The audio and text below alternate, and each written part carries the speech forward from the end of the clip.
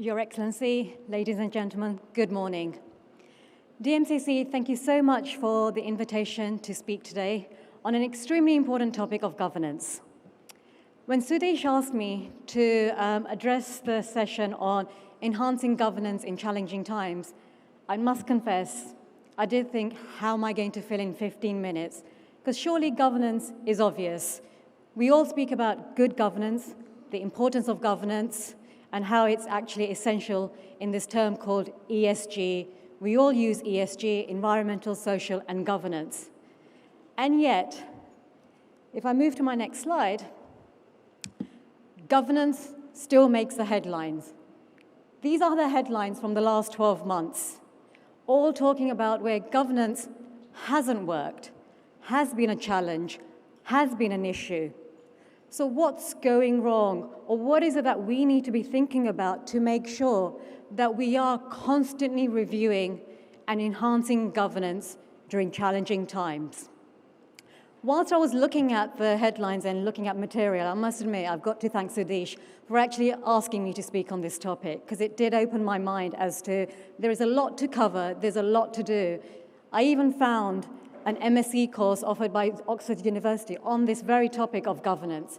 So clearly there is a lot of material out there, and there's a lot that we can be focusing on and learning. So first of all, I think we do have to start with the definition of governance.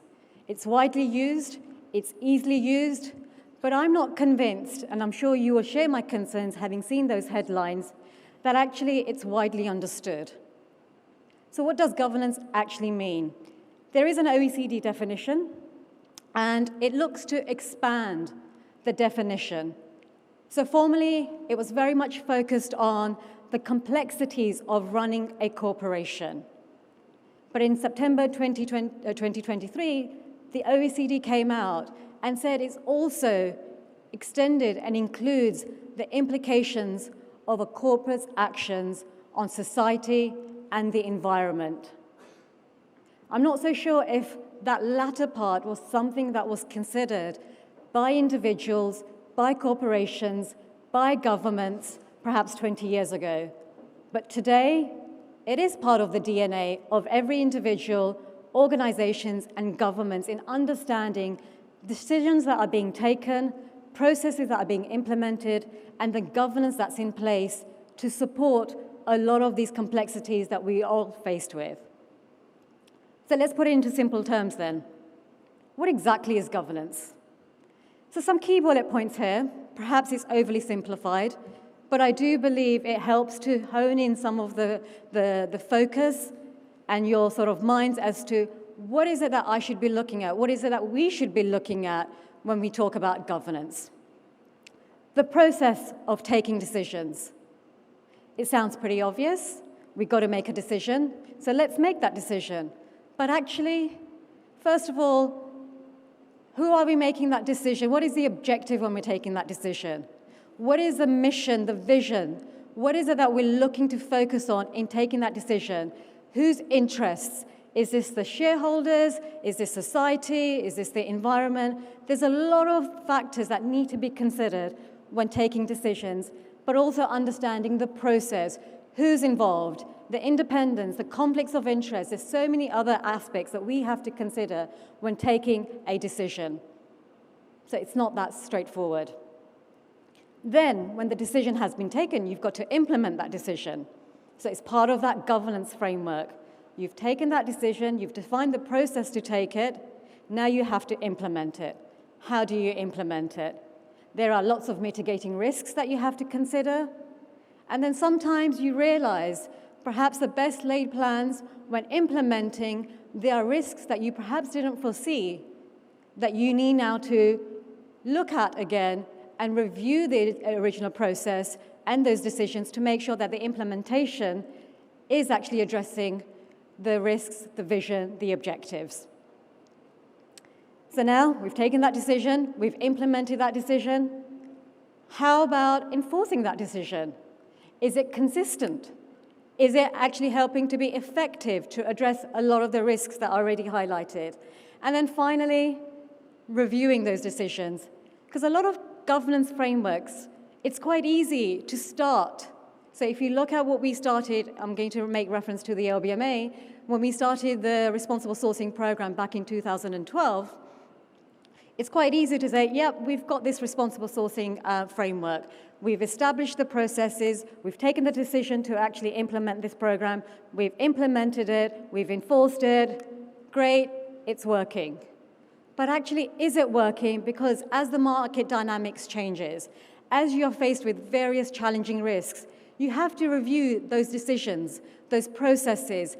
Are they still effective? Are they still dynamic? And if not, there is no harm in reviewing and then taking a look at what needs to change, where are the gaps, and how better you can actually implement a lot of those requirements. So together, it does make up that governance framework. However, what that hasn't considered is all those challenging times that we are all faced with. Again, every individual, corporation, government today has been exposed to every single challenging time that is up on this slide. The economic impacts, market volatility, recession, inflation, deflation, we've all been exposed to. We all have to think about these factors when developing those governance frameworks and making sure that we are reflecting a lot of those risks and challenging times. Environmental, climate change, natural disasters, aspects that are outside of our control.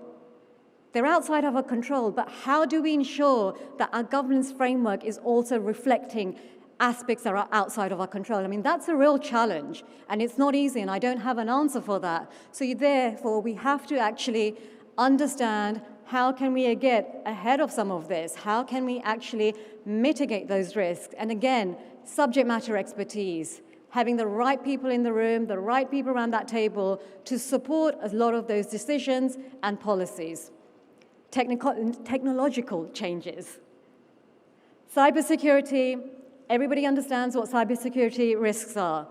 There isn't anybody that hasn't, again, been exposed to some of those challenges. But again, at board level, at individual level, we are all talking about how do you mitigate the risks against cybersecurity. And again, it's not easy. It's not straightforward. Social and political, legal and compliance, and operational. Conscious of time, otherwise I would explain each and every one, but I do feel that these aspects do speak for themselves. So how do you address this? So we know we know what governance means. We know what those challenging times are, or what these challenging times are. So how do you enhance governance in response? Here are a few very high-level proposals. And again, there's nothing new on this slide. It is all, as you would expect, common sense. But it is sometimes quite surprising if I go back to my first slide on, well, if this is really that much of a common sense, then why is governance still making the headlines as a reason for why there's been challenges within organizations, within various remits around the world? Establishing clear governance framework. I cannot emphasize that enough. But this is not a governance framework that should be established once and once only. Great job, let's carry on. Because actually, until you understand how you're addressing, keeping them dynamic, and responding to it, it's very difficult to know how good your governance framework is. Strengthening board compositions, understanding how are the decision makers the right decision makers today. Whether it's a board composition, whether it's an oversight committee, various names to understand and support the governance and moving forward.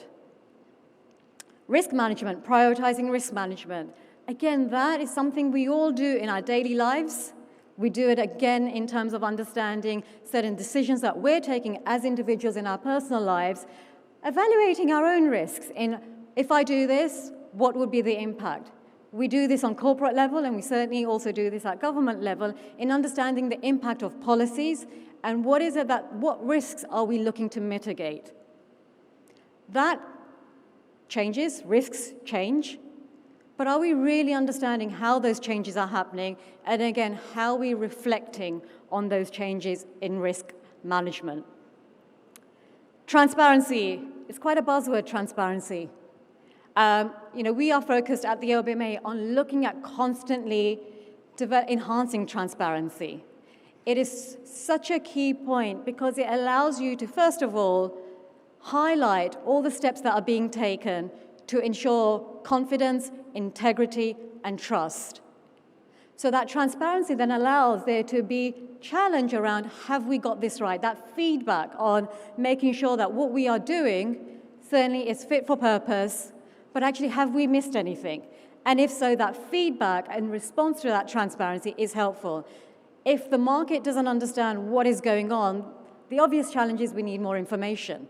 So why not give information in a controlled, effective manner so you understand the information you're getting, you can offer the challenge, and we can actually reflect on it. And I want to focus on this term, effective transparency. Because it's quite easy in some ways to do a huge data dump, but if you don't understand the data that you're reading, if you don't understand the data that you're analyzing, how is that transparency effective? So it is really important to understand, okay, what is it that's needed? How do you put those data trends out? And how do you then take that feedback on board to update and reflect policies, decisions that you've taken? And then I'm going to, again, not go into much detail because I have only a few minutes left. Ethical leadership, continuous improvement, engaging with stakeholders, and developing that succession planning. All tools that are absolutely key to enhancing your governance during challenging times. So now bringing that back a little bit more relevant to the LBMA, how are we responding to a lot of the issues that I've already highlighted? So independence on the board, we have non-executive directors that helps to manage conflicts of interest, enhancing our good delivery rules, enhancing the responsible sourcing rules, the Global Precious Metals Code, again, improving those standards continuously and constantly, making them dynamic for a market that is continuously improving, and actually lots of innovation, so we do need to respond to it through addressing those challenges through improving those standards. LBMA reports, improved communication, sustainability and responsible sourcing strategy that we launched only a month ago, highlighting what is it that the LBMA is committing to and how is it that the LBMA will be delivering. And that's the sort of relevance on where engaging with stakeholders, because there is no way that the LBMA is committing to a strategy to deliver on its own. It's committing to a strategy to deliver with partners, with stakeholders, and understand where that feedback is, where are the pinch points, and how do we work together to deliver. Gold bar integrity, I know John Reed earlier on mentioned in terms of the supply chain, the challenges that are there, and how we are embracing technology to reflect a lot of those challenges. We are focused on a request for proposal at the moment at the LBMA in understanding how can that technology support some of the risks and challenges we see across our membership and our refiners. Also, the LBMA's work with international bullion centers. This has been a success in the sense of it's allowed for good progress and engagement between the LBMA and various governments. And success is measured through exchanging information, through education, in explaining what is it that the LBMA is doing, what are the priorities for the LBMA, and how do they align with what are the priorities for the governments. And understanding what is it that we can do to support the agenda, and where is it that we need help to support our agenda. That focus on collaboration and working together to enhance governance is key to getting this right. And now bringing it a little bit more relevant to the UAE, we've already heard from Sakhila, and actually, again, congratulations to the amount of work that has been done, and looking forward how much work there still is down the pipeline. It's not an easy journey. We started this journey several years ago on responsible sourcing and continuously looking to improve. And I think what the UAE has started with the introduction of the UAE Good Delivery List, with the introduction of mandatory OECD implementation, the executive committee, the enforcement, the implementation, are all steps that are being taken to enhance governance, similar to several other sort of organizations. I already mentioned what we are doing, our engagement with other governments around the world who are also looking at this, but everybody's on a different journey and everybody's got a different timeline. But it's actually really welcomed by the industry from the perspective of our membership to hear and understand what is happening in the UAE and how they're looking to address some of the challenges that they face through a lot of the policy work, through a lot of the enforcement and implementation. So with that, I would like to thank you all for the last 15 minutes. I did realize I could actually have gone on for another hour because there's so much material out there. But it's actually been really helpful to have a lot of bilateral conversations. Great drinks reception yesterday evening, where actually I had the opportunity to discuss a lot of what we are doing, but also it was quite heartwarming to understand what it is that individual organizations are doing to address a lot of the challenges and risks that we face as a market. So I look forward to continuing a lot of those conversations, and if you have any questions, I'm around for the rest of the day. Thank you.